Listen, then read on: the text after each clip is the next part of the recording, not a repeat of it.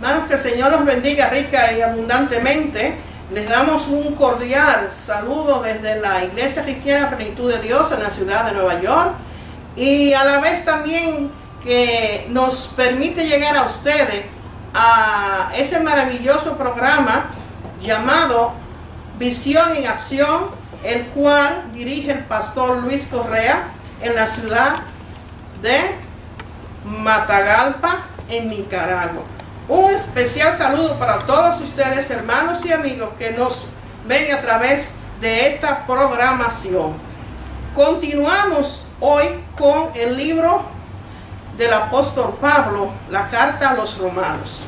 Este es un maravilloso libro. Es llamado la tesis del apóstol Pablo. Y hoy tenemos un tema muy especial, un tema muy interesante, y es el tema principal de la carta a los romanos. Y consta este estudio de dos versículos, capítulo 1, versículos 16 y 17.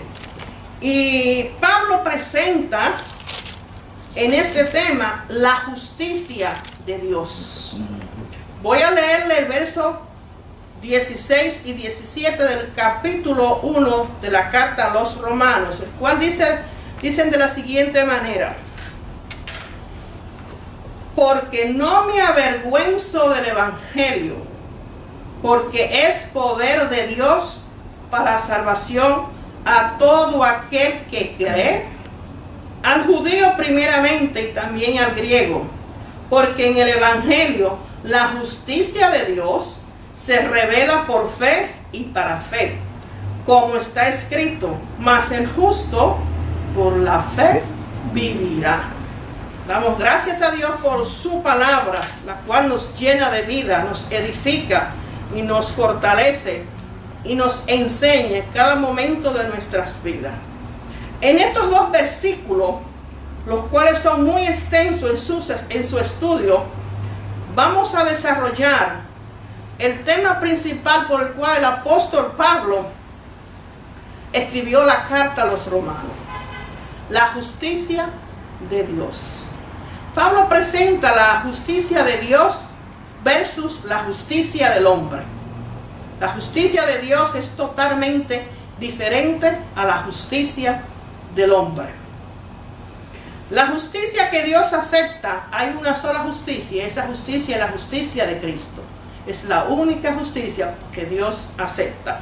Y esta palabra justicia no es más que la encarnación del amor, de la voluntad de Dios en su Hijo Jesucristo. Si vemos en estos dos versos, vemos que estos dos versos son el núcleo de la justicia de Dios. Pablo, habiendo ya declarado su disposición de predicar el evangelio, y Pablo predicaba el evangelio incansablemente en la capital del imperio romano, lo cual no era muy fácil predicar el evangelio en los tiempos de Pablo. Pablo pasó a exponer cuál era el mensaje central de su predicación. El tema principal de la carta a los romanos es el que le mencioné anteriormente: la justicia de Dios. Por ser estos dos versículos tan importantes, vamos a estudiarlo detenidamente. La Biblia hay que leerla detenidamente, hay que estudiarla y profundizar, porque dice que escudriñad las Escrituras, porque en ella me parece que os tenéis la vida eterna. No es solamente leer la Biblia por compromiso o para la buena suerte. No, la Biblia se lee para enriquecerse el espíritu, que es lo que nos une al Padre. Lo primero que Pablo afirma es que no me avergüenzo del evangelio. Esto es una forma negativa de decir que se sentía orgulloso del evangelio. Ahora, ¿por qué Pablo afirma esto? Que él no se avergüenza del evangelio. Pablo reconoce que en una ciudad tan popular como era y es Roma, los creyentes podían ceder a la tentación de avergonzarse del Evangelio. El mundo de siempre ha sido hostil para el Evangelio. Recordemos que después que el Señor Jesús subió a los cielos, los discípulos predicaban el Evangelio y las personas se burlaban de ellos. Era una afrenta para los demás oír el Evangelio, se burlaban. Y recordemos que a ellos le ponían nombres y el nombre de cristiano vino de las burlas que les hacían a ellos. Ahí vienen los del camino, vienen los cristianos, los que predican y dicen lo mismo que decía el Cristo que fue crucificado. Era una burla, hermano, que tenían con el Evangelio. Era hostil ser evangélico o predicador del Evangelio en la época del apóstol Pablo. Para muchos decían que el Evangelio era una locura. Hasta el día de hoy nos dicen locos, los aleluya, los locos. Dice que el hombre natural no entiende el mensaje de la salvación. Más bien, ¿qué es lo que hace? Lo rechaza, lo aborrece, dice. Por tanto, los creyentes siempre correrán el riesgo, muchos de ellos, de avergonzarse del Evangelio. Muchos serán rechazados, muchos serán avergonzados. Pero el apóstol Pablo no le interesaba eso.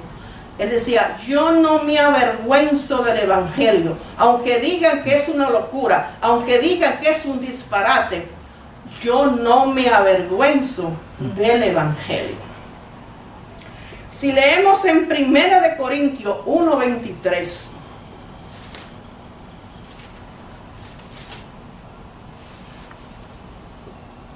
dice así, tomen la cita y apúntenlo. Dice, 1 Corintios capítulo 1 versículo 23. Pero nosotros predicamos a Cristo crucificado.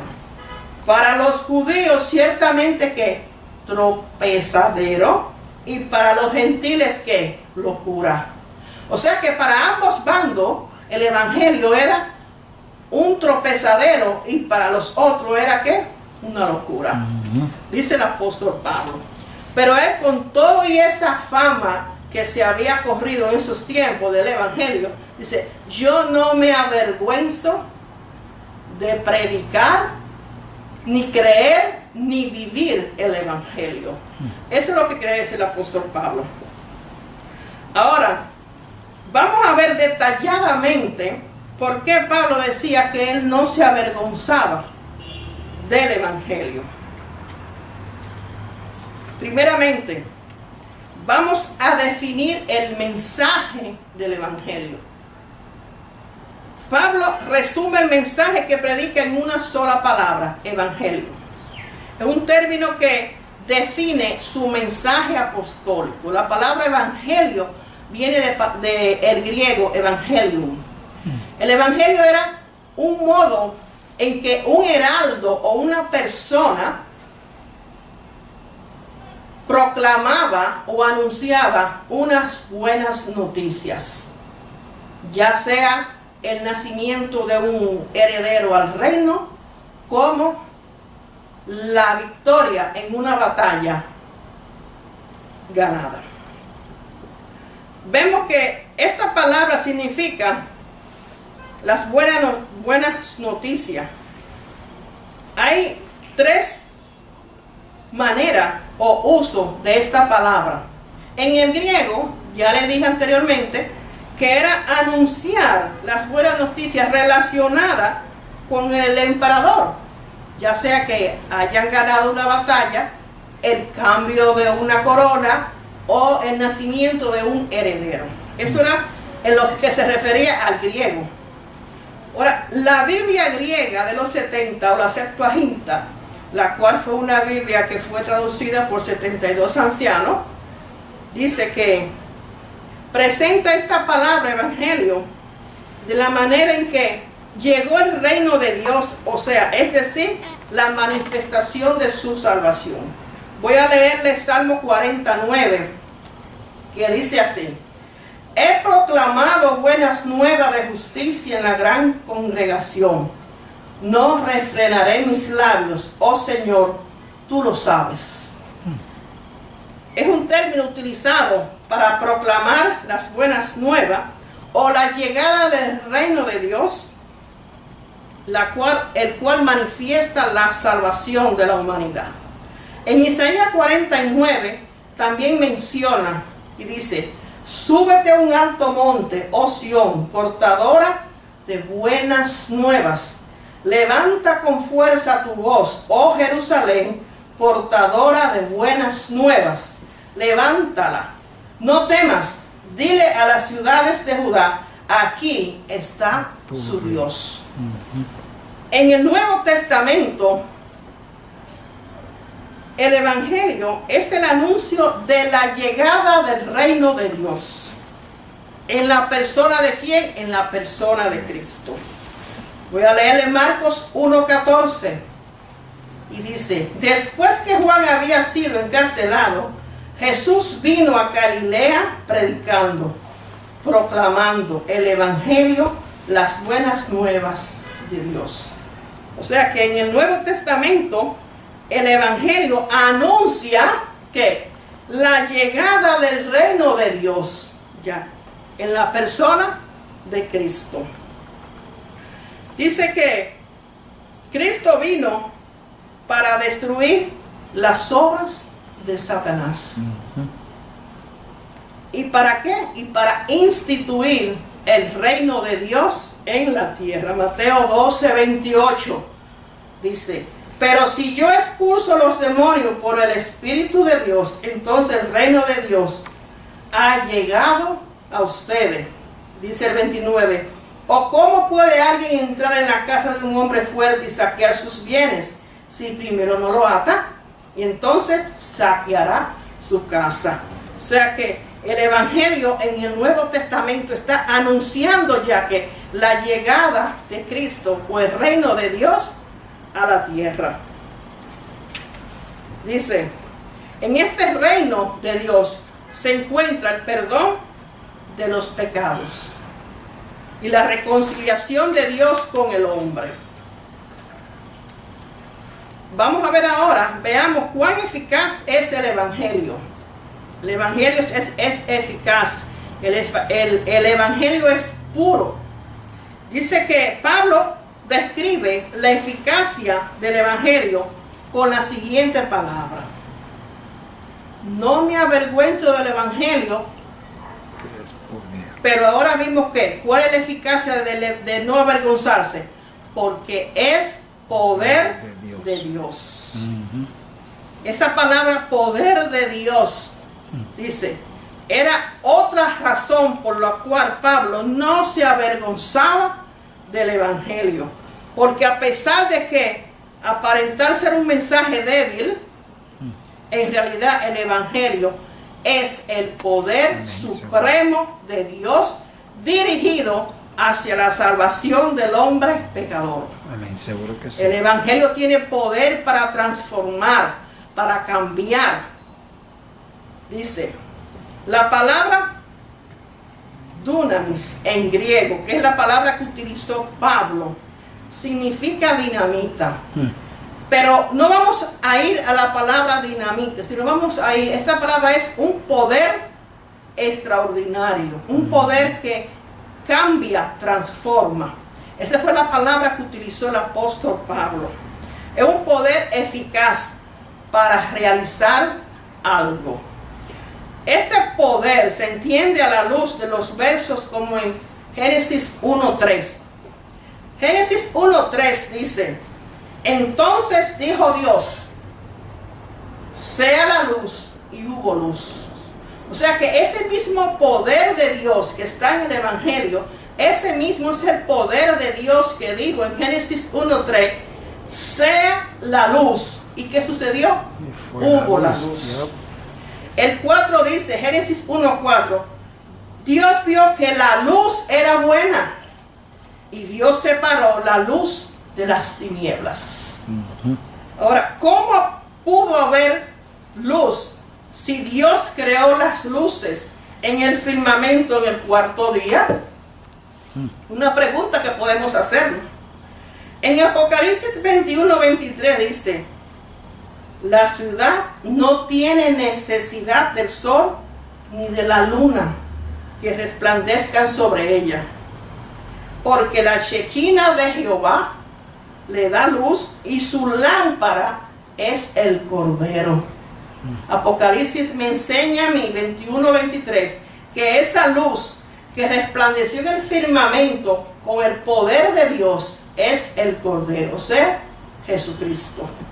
Juan 8:12 dice: Yeshua les habló de nuevo: yo soy la luz del mundo. Y así sucesivamente usted encuentra cómo se testifica que Jesús es esa luz del mundo, esa misma luz que en el comienzo alumbró y cubrió la tierra de ese resplandor. Dice, es el poder de la palabra de Dios, ese poder que dijo en Génesis 1:3, sea la luz. Ese poder es el poder de la palabra de Dios. Y esa palabra de Dios, ¿quién es? Jesucristo. Es Cristo quien hace que el evangelio sea eficaz. El evangelio sin Jesucristo no tiene vida, no es eficaz, no produce nada, no hay cambio, no hay salvación, no hay vida, no hay nada. Porque su obra fue decisiva en obtener la salvación para todo aquel que cree en Él. La acción de Dios cuando Él decide enviar a su Hijo con el propósito de morir por los pecados del mundo y luego resucitar para la justificación de los creyentes, esa es la clave para comprender que el poder de este mensaje, que supuestamente para uno era tropezadero y para otro era locura y era débil, y lo menospreciaban. El evangelio es el poder eficaz de Dios que actúa en el mundo. ¿Con qué finalidades? Para liberar al hombre de la ira de Dios y devolverle la gloria que el hombre perdió cuando cayó en el pecado. La seguridad del creyente radica en la fuente de este poder. ¿Y quién es este poder? Jesús. Juan 10:28. ¿Sabía usted que el poder de Dios nos guarda mediante la fe? Voy a leerle Primera de Pedro 1:5. Primera de Pedro 1:5 y dice así. Primera de Pedro 1:5. Que sois guardados por el poder de Dios. Ese poder de Dios que dice Pablo, por el cual él no se avergonzaba del evangelio, porque el evangelio es poder de Dios. Dice Pedro, que sois guardados por el poder de Dios mediante la fe, para alcanzar la salvación que está preparada para ser manifestada en el tiempo postrero. Qué maravillosa es la palabra de Dios, cómo Dios nos habla a través de ella. Dado que el poder de Dios da resultados con garantía. ¿Usted sabía eso? Que el poder de Dios da los resultados con garantía. Entonces vamos a ver ahora, hermano, el propósito del evangelio. Ya vimos cuál es la eficacia. La eficacia, ¿qué hace? ¿Cuál es eficaz? ¿Cuán productivo es el evangelio? Ahora vamos a ver cuál es el propósito del evangelio. Y hay varias razones. Con la palabra, para la salvación. El apóstol Pablo dice, primeramente, no me avergüenzo del evangelio. 2, porque es poder de Dios. ¿Para qué? Salvación. Para la salvación. Pablo expresa aquí cuál es el propósito del evangelio. Dice que él no se avergonzaba del evangelio. Es el mensaje de Dios para la salvación del ser humano.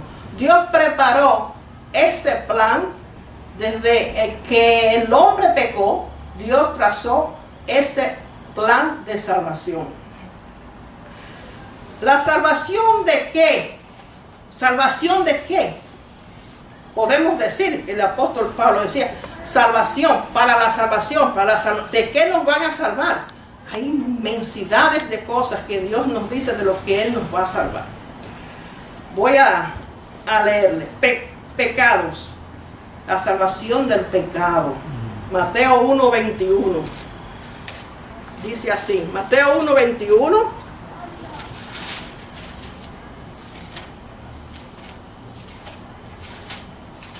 Mateo 1:21. Dice el apóstol Pablo, Mateo.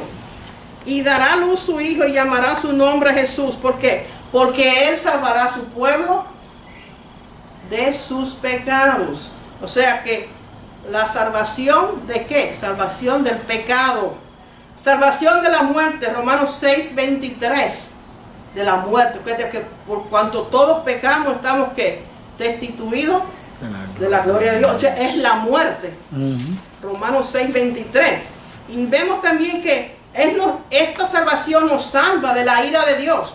Romanos 1:18. Dice así: porque la ira de Dios se revela desde el cielo contra toda impiedad e injusticia de los hombres que detienen con injusticia ¿qué? La verdad, o sea, la ira de Dios. Esta salvación también nos libra ¿de qué? De la perdición. Lucas 19:10. O sea que, hermano, para la salvación ¿de qué? De librarnos del pecado, de la muerte, de la ira de Dios, de las enfermedades, de multitudes de cosas que la Biblia implica, por lo cual viene esta salvación para el hombre. La palabra soteria, que viene de un verbo griego, habla de la salvación, tiene aspectos positivos y tiene aspectos negativos. Es decir, hay cosas de las cuales necesitamos ser protegidos nosotros y hay cosas para las cuales debemos de ser salvos también. En Romano, Pablo menciona varias cosas por las cuales viene la salvación para el hombre. Primeramente, como le dije anteriormente, la liberación de la ira de Dios, tanto ahora como en el día del juicio final. La liberación del poder del pecado, la liberación de la muerte y la liberación de la ley tradicional del hombre. Vemos que nosotros, pues en Romanos 6:14, voy a leerle algo que dice: pues el pecado no tendrá autoridad sobre ustedes, porque no están bajo legalismo, bajo la ley tradicional, sino bajo ¿qué? La misericordia. Esto de ninguna manera quiere decir, hermanos, que no tenemos que cumplir con la ley de Dios. Eso no tiene que decir eso.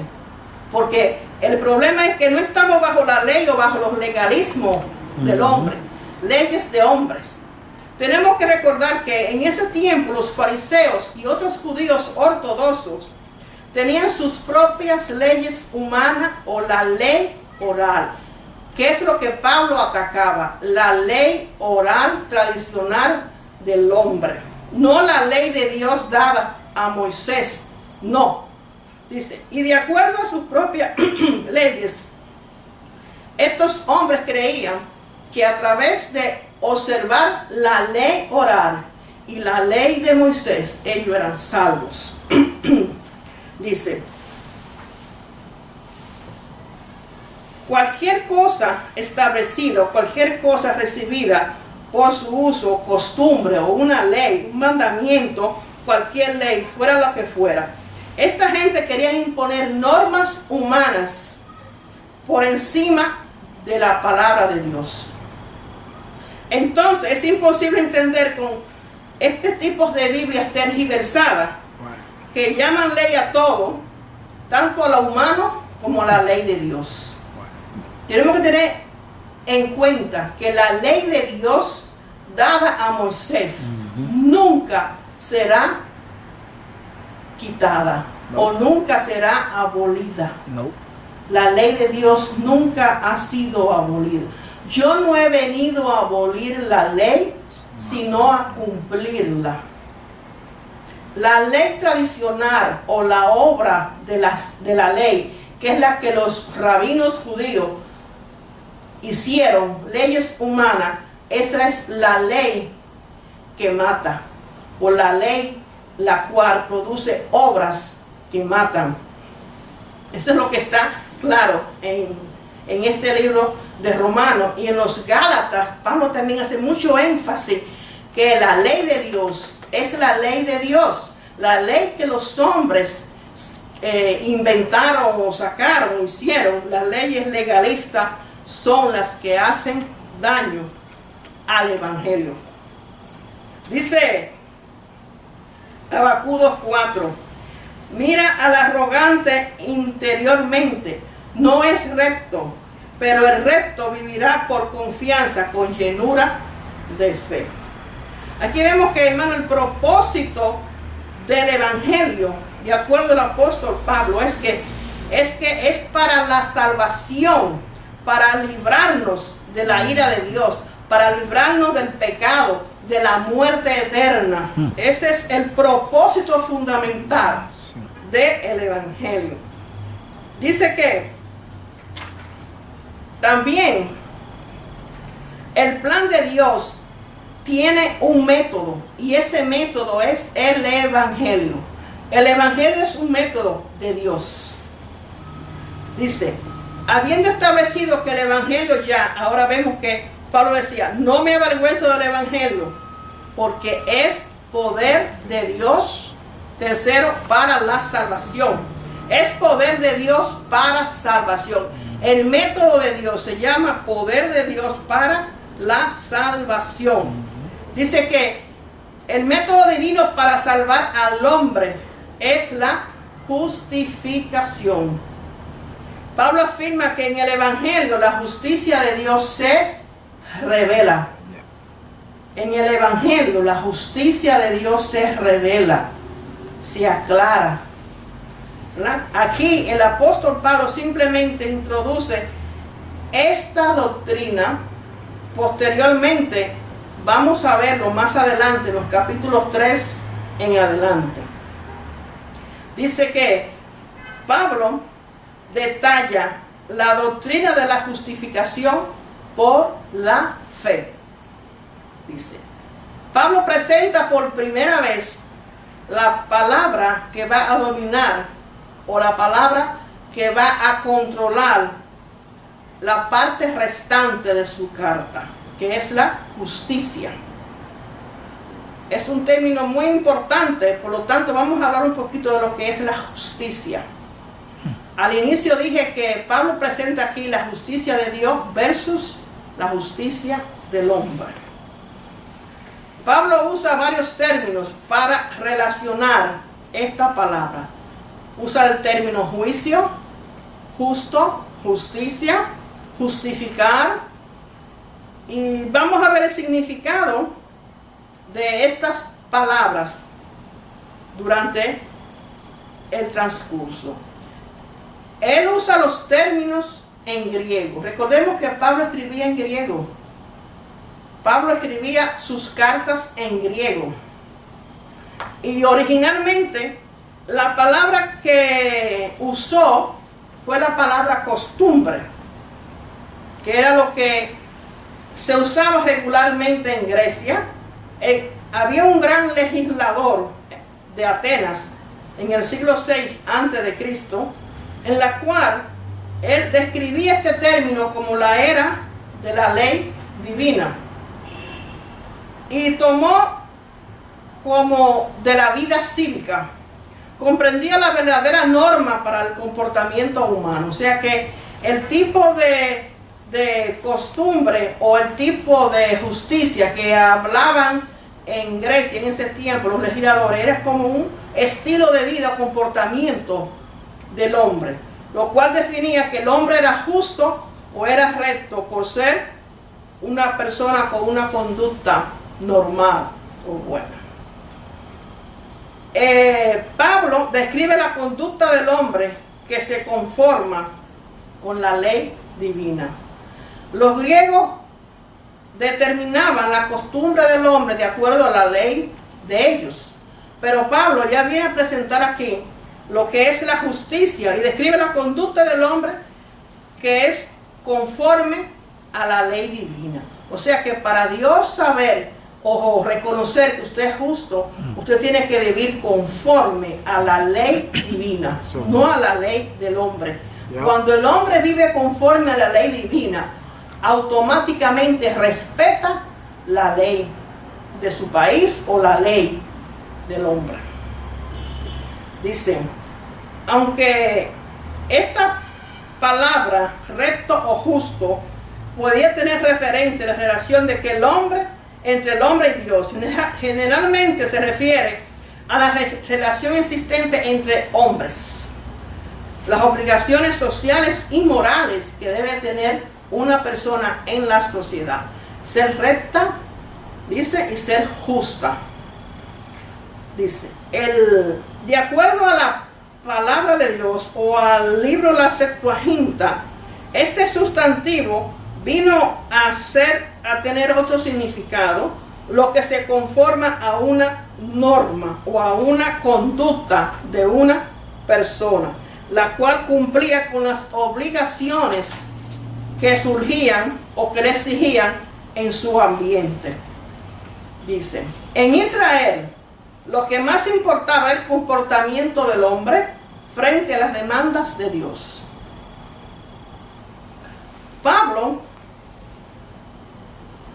dice, expresa en su carta que demandas que surgían del pacto que existía entre Dios y el pueblo, eso era lo que determinaba el comportamiento y la conducta del hombre. ¿Por qué le digo todo esto? Porque tenemos que, el medio ambiente en que se manejaba Pablo, no todo era como los tiempos de ahora. Las cosas no eran tan fáciles, hermano. Habían comportamientos y normas que los cuales eran señaladas como que los hombres eran rectos y eran honorables porque eran hombres de muchos conocimientos, pero su vida oculta no se conocía, pero eran llamados justos y rectos. Pero Pablo viene a enfatizar correctamente que el justo y recto es aquel que observa y lleva y se conduce bajo la ley divina de Dios. También Pablo dice que el balance bíblico es afirmar que la justificación es simplemente una declaración legal de parte de Dios por medio de la cual Él absuelve al pecador, dice, de toda culpabilidad. O sea, la justificación o ser justificado frente a Dios es lo que me saca, me da la absorción de parte de Dios y me hace que libre de toda culpabilidad. Pero no es un hombre que me lo dice, es Dios que tiene que justificarme. La justificación y la santificación, esos son términos que se confunden, pero no es lo mismo. La justificación y la santificación son dos cosas muy distintas, pero Dios hace que las dos cosas ocurran en la vida de toda persona a quien Él le otorga la salvación. O sea que tanto la justificación como la santificación, Dios hace que ambas cosas sucedan en mi vida. ¿Con qué finalidad? Para otorgar, cuando Él me otorga la salvación. O sea, estas dos cosas funcionan, trabajan en mi vida. Aquí en Romanos, Pablo tuvo que luchar para establecer claramente la diferencia entre ambas cosas, la justificación y la santificación. O sea que son temas que Pablo mantenía polémicas. La justicia de Dios, dice Pablo, es decir, describe la justicia como que es propia de Dios. Y aquí vemos, hermanos, que la característica de todas sus actividades, o sea, Pablo está diciendo es que el Evangelio manifiesta que Dios es justo en su accionar. En otras palabras, que la manera en que Dios salva al pecador es intrínsecamente justa. Entonces, hermanos, pues otros parten es que Pablo afirma que la justicia, que el hombre que es pecador obtiene la justicia por parte de Dios. Y hasta aquí, hermanos, vamos a dejar nuestro estudio y lo vamos a continuar en la próxima clase, debido a que es muy extenso, y continuamos con Romanos 16, capítulo 1, 16 y 17, y terminaremos la próxima clase viendo cuál es el instrumento esencial del Evangelio que predicaba el apóstol Pablo. Que el Señor les bendiga y manténgase en sintonía con nosotros. Y si usted no ha conocido al Señor y quiere conocerle, pues esta es la mejor hora para usted hacerse llegar a Dios. Voy a orar y ore usted conmigo. Dios eterno y Padre, reconozco que tu evangelio es esencial para la salvación. Te pido que me ayudes y me conduzcas por el camino de esta salvación tan maravillosa. Una salvación por la cual Pablo no se avergonzaba del evangelio, porque era poder de Dios para salvación a todo aquel que cree. Continúe con nosotros y que el Señor le bendiga rica y abundantemente.